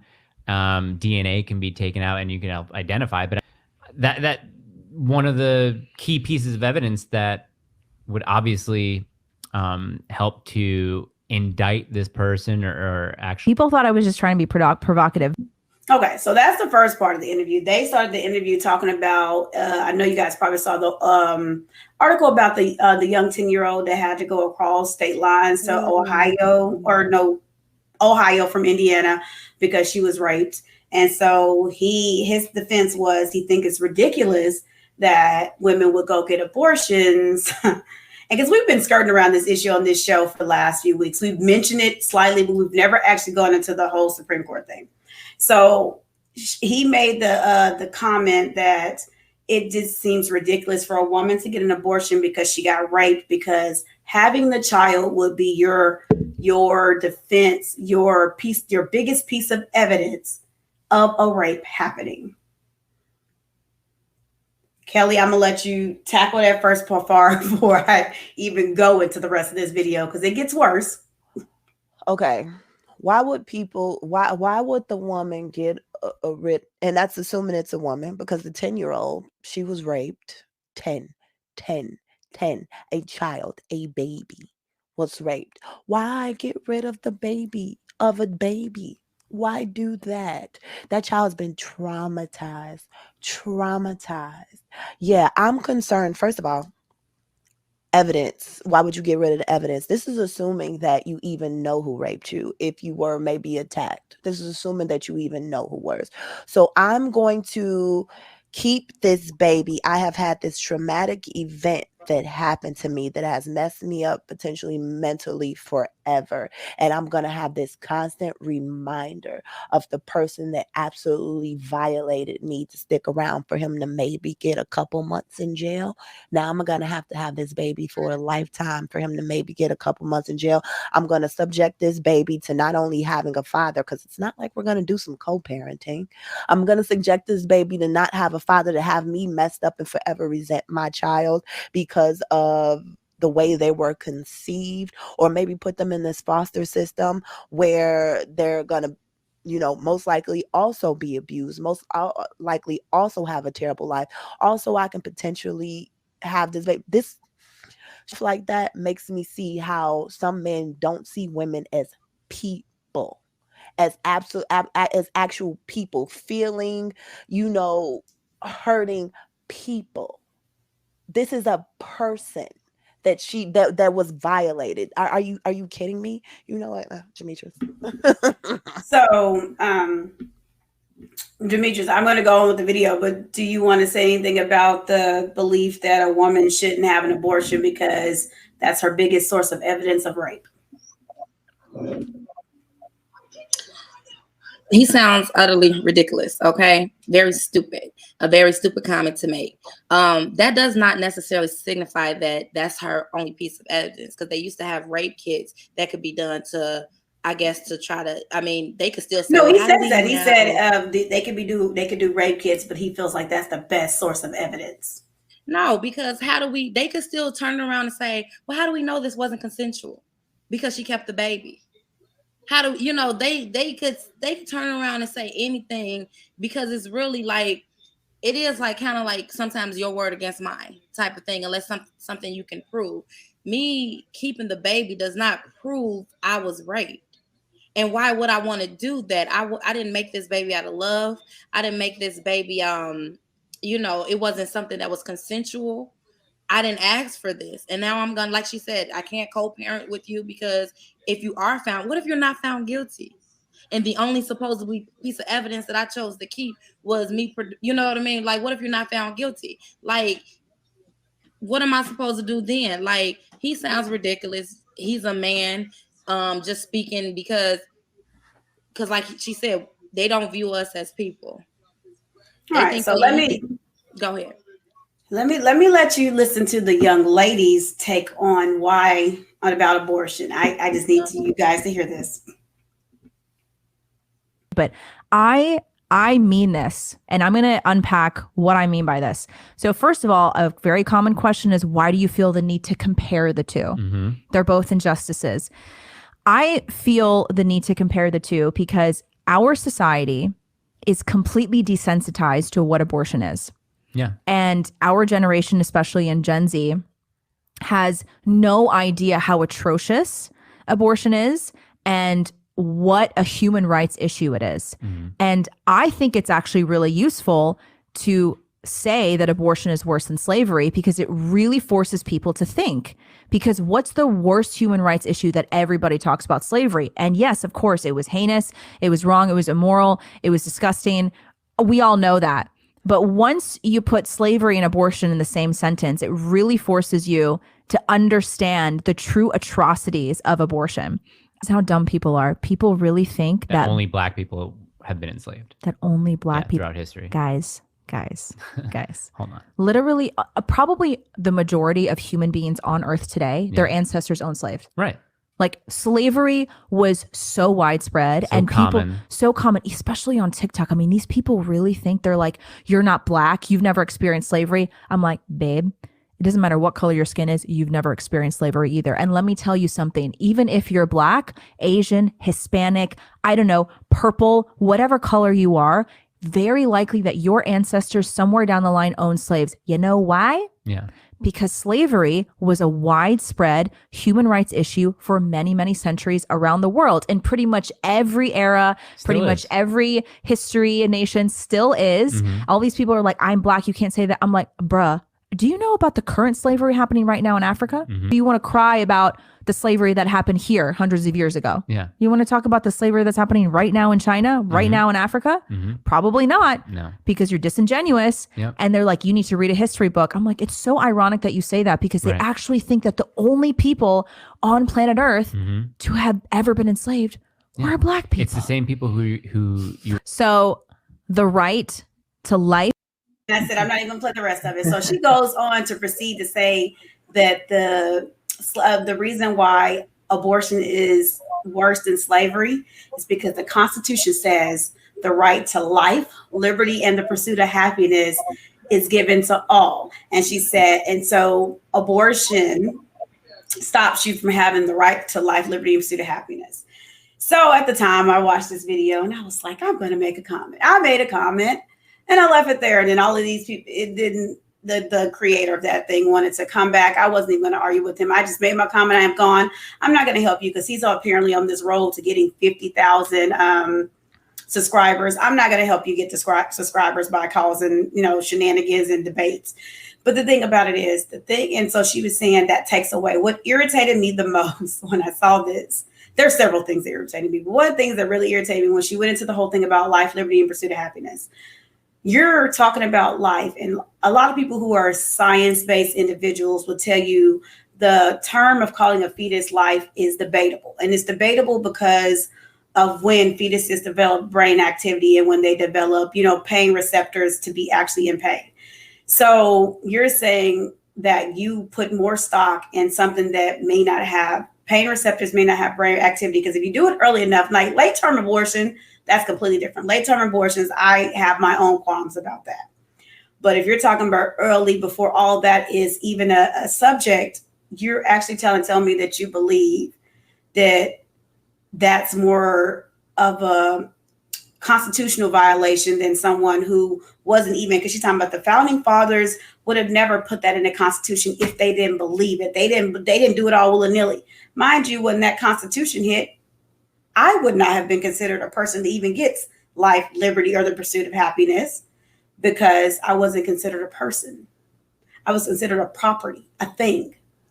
but you have the nerve to use that as your defense. And between the two idiots, Karen number one and Karen number two, I know Karen is normally reserved for a woman, but since he wants to put himself all in our business, you do the math for why I'm calling him Karen number two. So Karen number one and Karen number two went into, oh, I'm pretty sure more lives are lost to abortion than they ever been to slavery. And I said, you've got to be kidding me. I just was so shocked to hear two stupid people have a conversation about a topic that they clearly do not understand. And for her to say, oh, there's slavery going on all around the world. Unfortunately, no offense to anybody, I don't care about slavery going on all around the world.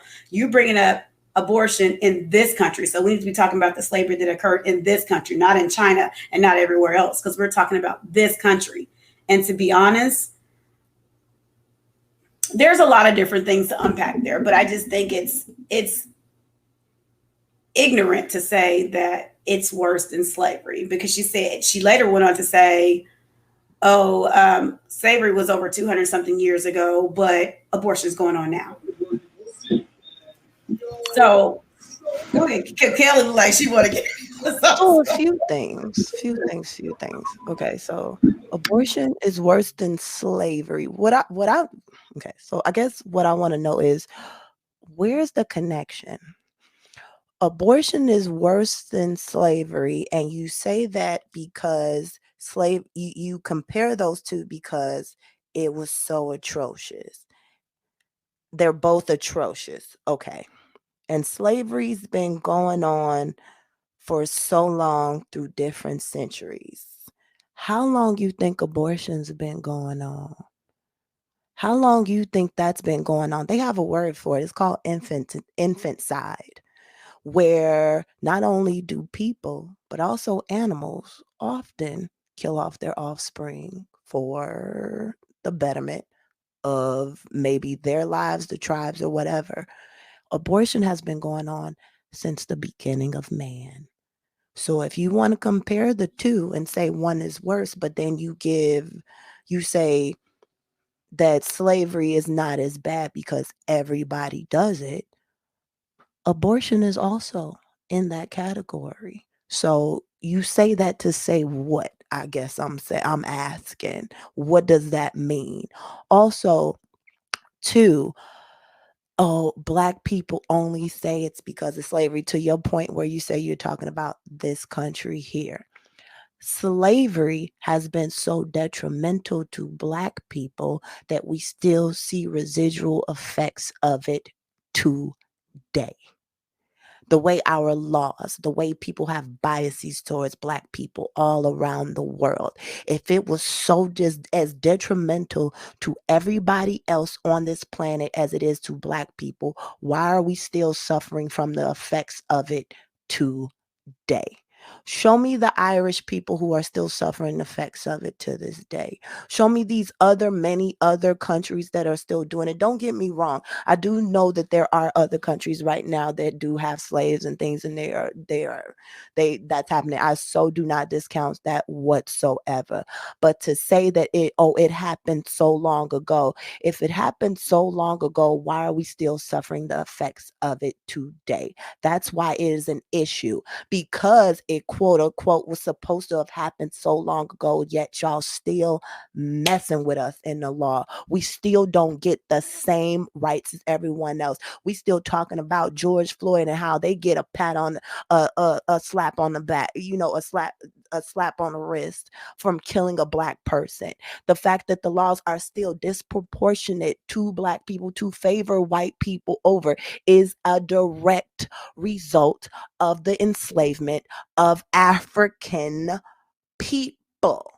So where does that correlate with abortion? You sound stupid, lady. That's why they said read a book, because you sound stupid. I don't get what the connection of that is, because you're right, it is different. Or if you want to find the similarity, say, oh, slavery's been happening forever, so has abortions. So either way, it gets rid of your argument. What's your point? And guess what? As far as abortions, that baby got took out before they got to feel any pain, suffer anything. Those people who were in slavery had to suffer, had to watch their babies, to which you care so much about life for, get fed to crocodiles, get feet chopped off, get sold off like they're cattle after you had them. So you're so worried about life, yet you seem to refuse the fact that these people, these slaves, had actual lives that were ruined. So so that just don't matter, huh? I just don't I don't get the argument. Like what are we talking about right now? Right, just like she didn't mention the fact that there are slaves that were forced into abortions, but I guess that's not relevant to her. But Demetrius, How the hell is slavery and abortion in the same damn sentence? First of all, abortion is something that's supposed to be our choice to have anyway. It's supposed to be our choice to have regardless of what happened to us. You know, it's supposed to be a choice that we're supposed to make for ourselves, right? Slavery wasn't a choice that we made for ourselves. That was not something that we could make. Like you just said, how women that were in slavery were forced into, so like forced into abortion, like, no, not forced into abortion. They was forced into having kids that wasn't by their husbands, by their boyfriends or whomever. yeah, but they're also forced to abortions too, because a master may not want a baby. Right, exactly. A slave that he raped. Exactly. And there were so many things to slavery, and I can't stand when they talk like, and then she's like, bruh, it's just what happened to you. Like, yeah, Black people, we're not the only ones. My thing is, like you said, this country, we were taken from somewhere and brought over here unwilling against our willingness. You know what I mean? This wasn't a choice that we made. This wasn't something that we wanted to do. Whatever goes on in other countries, nobody's ever negating that. We talked about this whole history on the Holocaust. It's history on a lot of things. And some things, yeah, we may not be abreast to or have knowledge to because we are not in those countries. And maybe you guys only, and then sometimes it's your own people that's keeping y'all in slavery. Mm-hmm. Or like, if she's talking about the sweatshops too, as far as them, like whatever's going on. But we're talking about this country, lady. And we're talking about, and you want us to this just goes whole to the mindset of us, we should just get over it. That's what she's saying. Get over it. We're talking about and she wants to put it in the same system so we could care more about so they could care more about abortion than slavery, or maybe they could put the value up at the same and equal it out. I still care about our rights to have abortion, our rights to make a choice, but don't try to demean what slavery was to African American and what we went through. Stop trying to erase this whole history of us and what we went through as people and just trying to say, well, we get all no, because you're still treating us like we're not human. And we're still feeling these effects to this day. And we can't forget about something when we're still feeling it. We may not be still back in slavery, but we still are enslaved in some way. And we're feeling those residual effects. And you're not going to keep demeaning us and taking away our history. And then too, and y'all, her race of people, a lot of them don't like us neither. I've heard what is she anyway? Because of the movies and because I don't know. I actually think that she may be a caucus person who just happens to have features that are like questionable.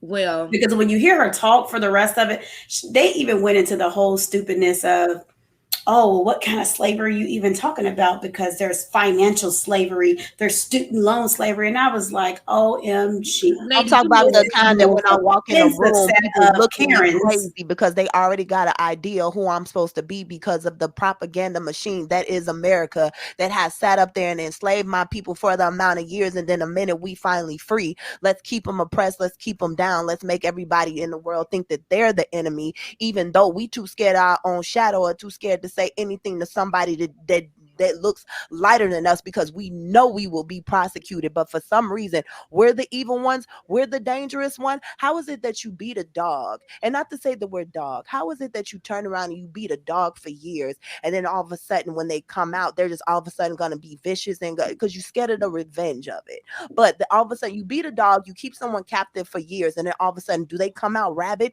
No, they come out broken. So how is it that a broken amount of that all these broken people what are going to come out, and we're going to be, oh, the menace to societies, and we're going to, you know, rape your children and pillage your children, do all these bad things to you? How is it that you know, I don't even know how to, I don't even know why I'm Because going. I feel like listening to turn this, this world upside down. They don't right. know, you know. I mean, it's still like we're against the masses, but at the same time, they don't know what it's like to see they white children or Asian or whoever, all these other hanging from trees. And that's what I said. People that could go around and put them in there. Right. That's what I'm saying. Listening to the two of them talk is trigger you in either way. Either you want to cry because you're so sad that somebody's that dumb, or you're pissed. And I'm of the piss mind frame, because I'm like, you're saying slavery. She even when she said slavery was so long ago versus something that's happening now.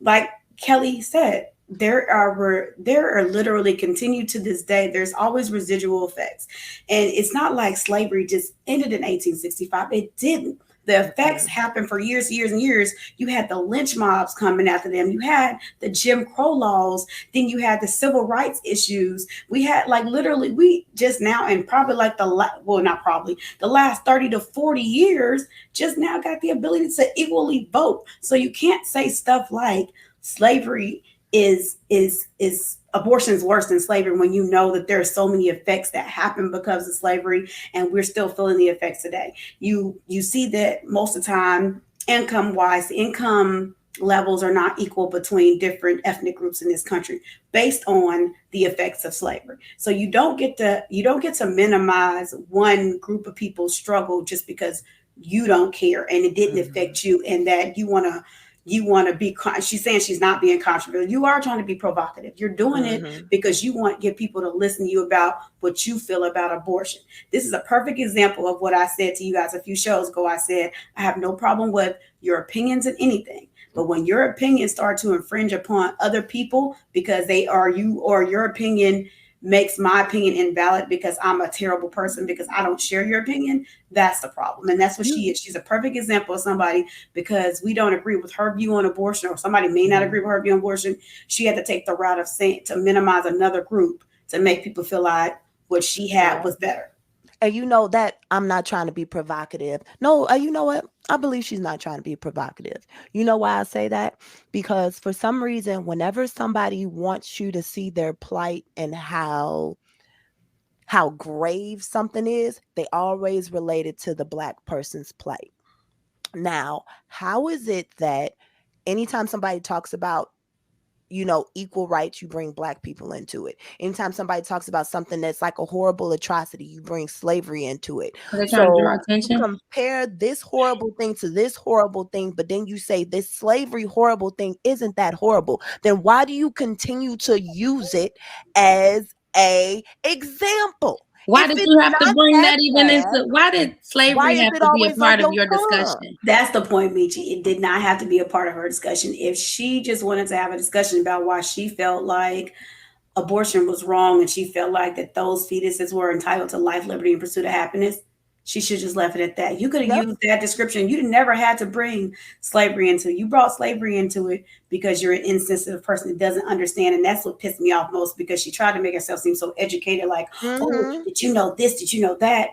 But no, you don't know that. So when the people were telling you need to read a book, they were right. You need to read a book, and you need to read some causality books to understand the causality of what the ramifications were of slavery. You don't understand the cause and effect, apparently. So you're only looking at the initial part, but you didn't look at the effects of slavery. So you are not as educated as you want to believe that you are. She understands the effects of slavery. For you to use that as an example to compare to something else that you think is horrible, you had to have thought this example was also horrible. So how is it in one hand horrible enough to use for this other horrible thing, but also not that big a deal? Because you agree that you shouldn't treat people like that. that it's horrible to treat people like that. But because of the people we're talking about, my black ass, who you don't give a sweet about, get over it as well.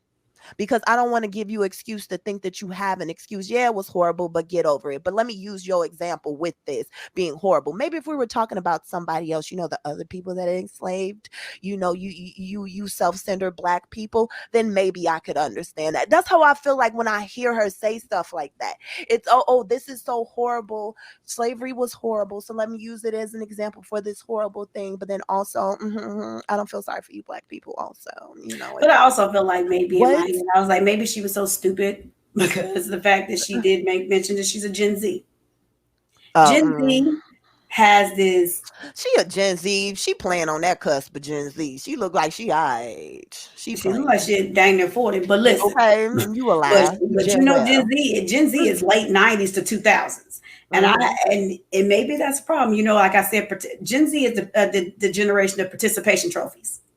So they think they're just so done wrong, but when somebody doesn't do what they want to do. So, and that's been in so many studies about Gen Z being a little bit different because they're of this whole, I can do what I want, I can say what I want, and they just don't really get a lot of it. So maybe that's the problem. Maybe it's because she's a Gen Z. Understanding without giving the understanding. Right. You so want maybe everybody to understand and immature. Fight, but you don't have to recognize anyone else. The most self-centered freaking generation. You ain't gonna say the most, but y'all definitely there.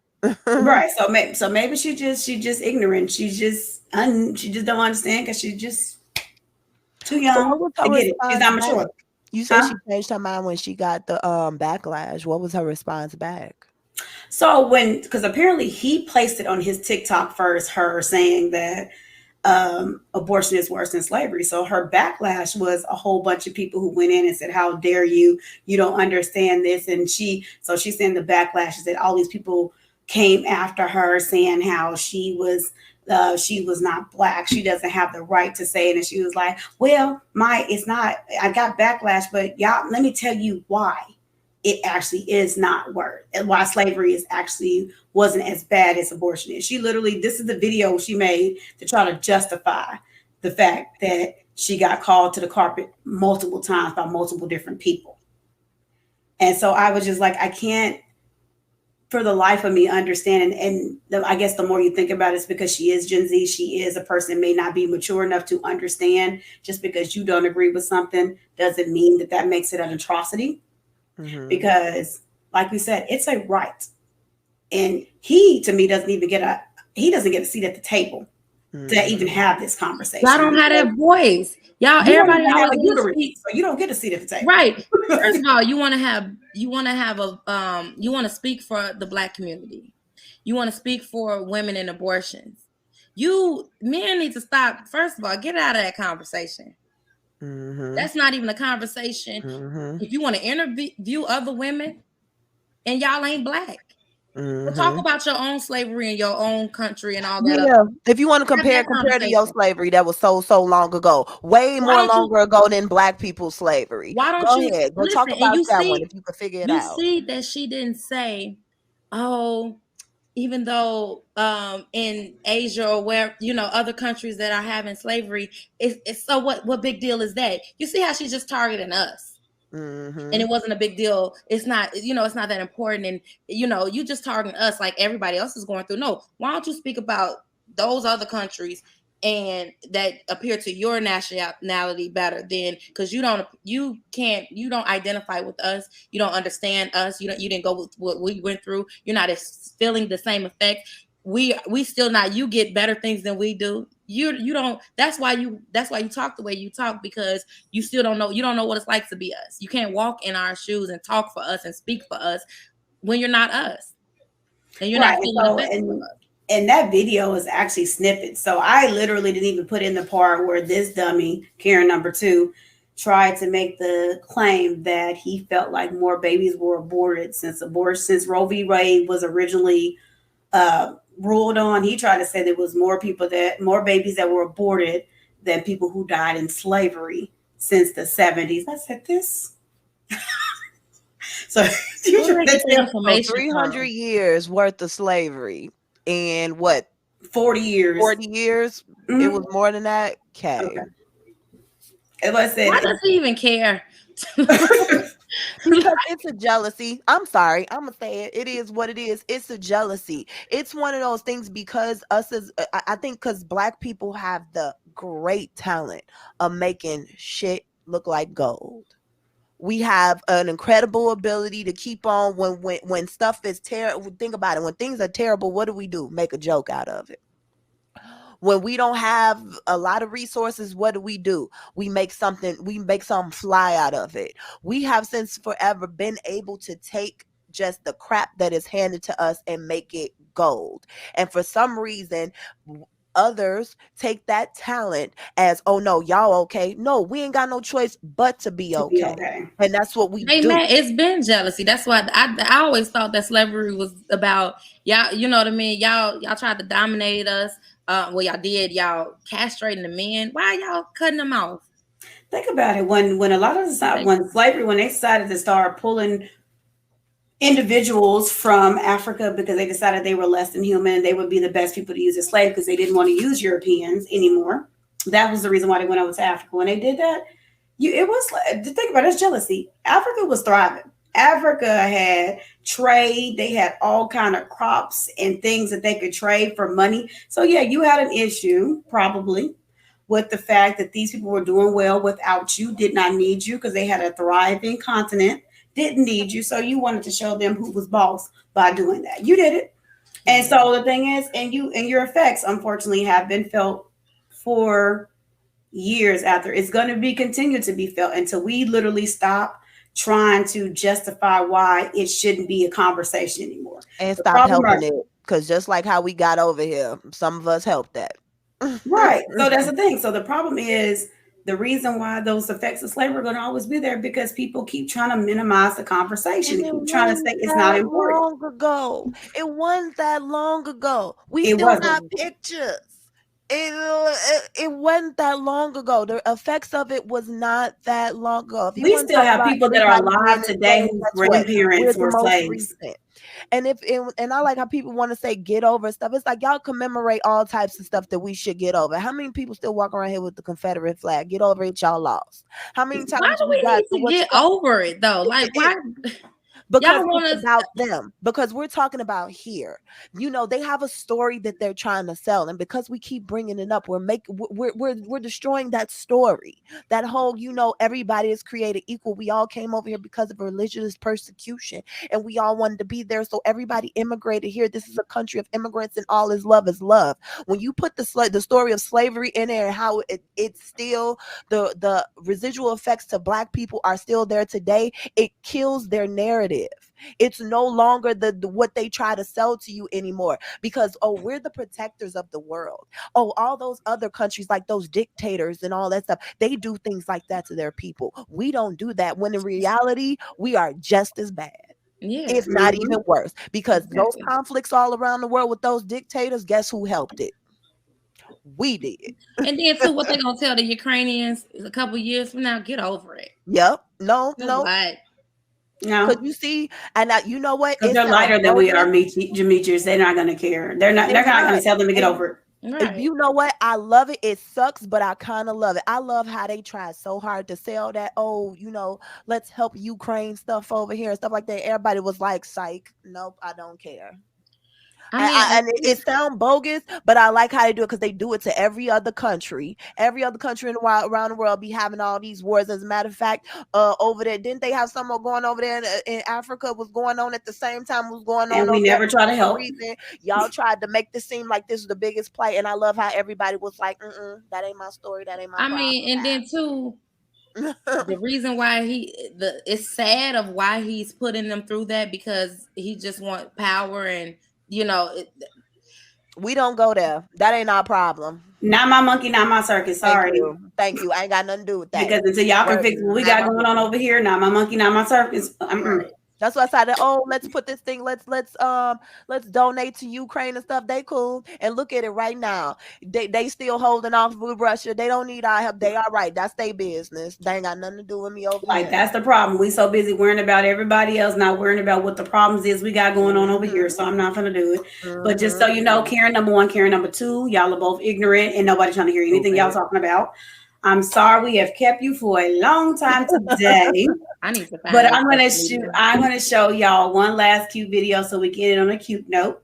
And it's just because I saw this on Instagram. I thought it was the cutest thing because this baby is like my spirit animal. Baby was eating some chips and the parent tried.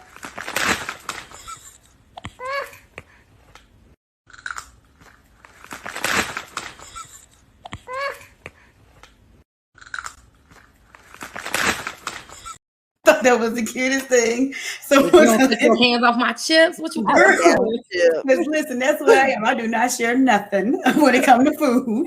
Exactly. I just wanted to end it because I knew that was going to be a little rough. So I wanted to end it a little positive, like, so, you know. We're going to be here. We're going to continue to rise above and continue to adapt.